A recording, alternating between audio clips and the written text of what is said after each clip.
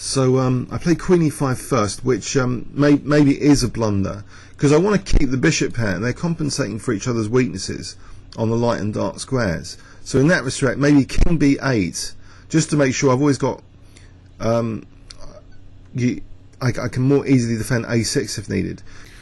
Sorry, just playing through the video, about to load the second part, I noticed to my horror I didn't explain fully why king b8 is actually playable. The more observant of you might have been wondering here about queen f4 check. So although there's a noble, cause to maintain the bishop pair, surely I'd be losing this pawn, you might wonder. And this is why I think I'd rejected this move last night. But in fact, there's a tactical idea here, which is to play. I wonder if you can spot it if I give you 5 seconds. What would be a good move here? Okay, starting from now. Okay, queen c7. That'll be defending f7, because now if queen takes, I hope you can spot it here. If I give you 5 seconds, it'll be bishop g5 check. So that's tactics coming to the rescue of strategy. The strategic task here is to maintain the bishop pair and not lose this light square bishop, to be blinded in one eye, in inverted commas. So to avoid being blinded, sometimes you do need to play, tactically precise moves. So queen e5, unfortunately, with his queen e2, as the rest of the video will show, he's targeting both sides of the board potentially. So the queen is like overloaded. I can't come to defend here because queen h5 hitting these guys.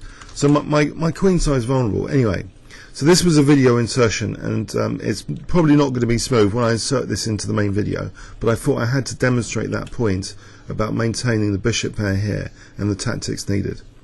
Okay, because after this next centralizing move, seemingly attractive, he plays a move which actually Rybka really likes as well. It just comes close to equality now.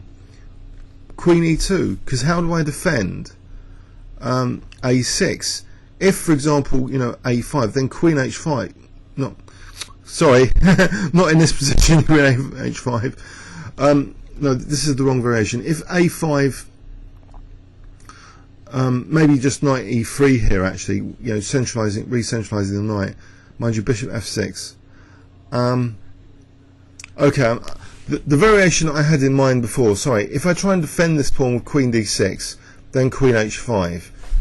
So, and these pawns are vulnerable, embarrassingly vulnerable, and there's no real compensation here. But in this position, if I play a5, now this is a more important question, and I'm going to just quickly turn on Rybka here, just to get a bearing of the resources here available.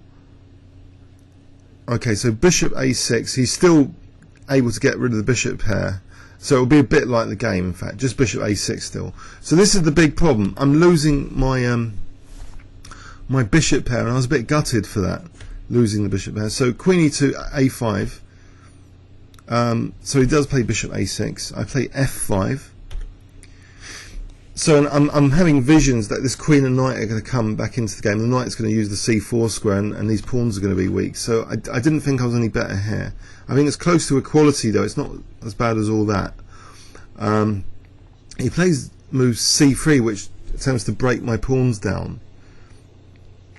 Now maybe this is too committal what I played. If I'm playing for a win here, I can't afford to further expose my king too much.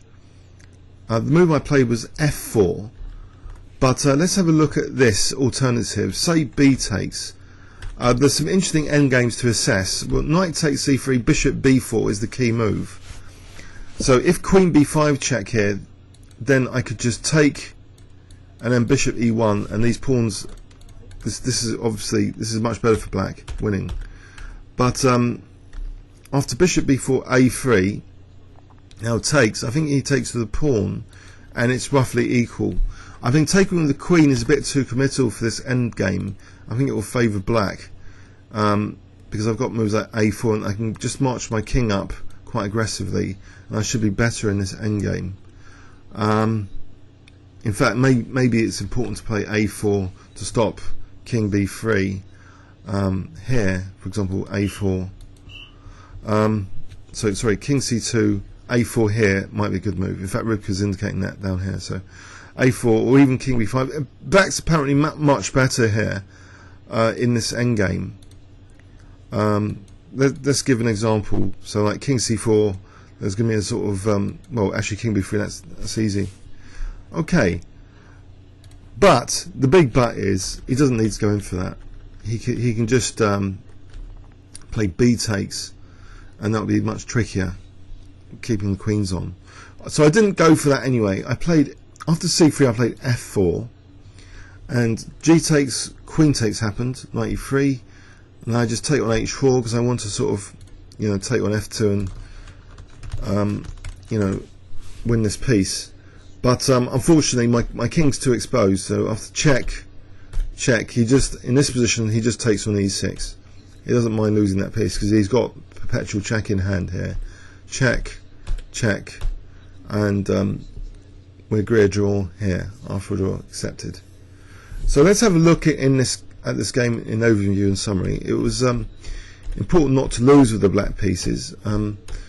John's at the moment, he's 179, quite high rated. Anyway, I think this is peak rating, and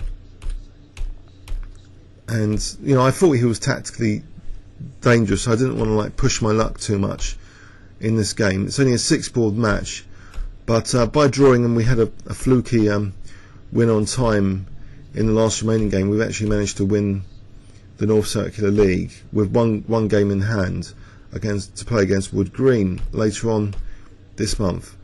So